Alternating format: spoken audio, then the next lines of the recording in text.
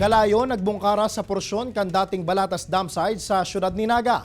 Combustible materials na nasulo huli sa mainit na panahon, pigihiling na pigpunan kaini. Uyan report. Pasado alas 7 subagong aga, kan respondehan kan BFP Naga ang nagbungkaras na kasulo sa porsyon na inikan old dam site sa barangay Balatas, Naga City. Sigun ki Senior Fire Officer 1 Arwin Yap, team leader ka nagresponding grupo. Combustible material sa dam site ang pigihiling nindang pigiganan kan kalayo. Ang sabi ninda, so pada siya nahiling na garo mi nag-aaso. Mamang kaming kuya na may kuwang nagloon.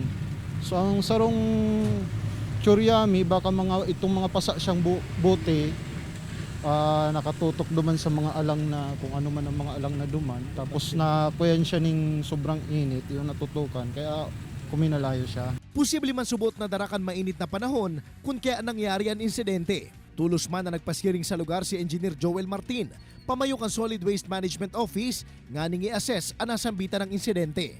Talagang accidental po ito na nangyayari po yan every summer. Kita po nga rin, naamayan kita mapun, pa na magaan summer.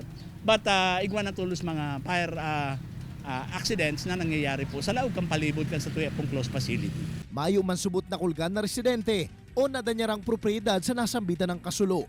Mientras tanto, sa ibong ka nagpapadagos na humakan pandemya, nagpatanid man si Engineer Martin sa publiko na maging responsable sa pag-apon kan sa inang medical waste, siring na sanakan face mask, face shield, gloves asin iba pa. Ninhulitaan mga madadakop na nagigibo ka ini.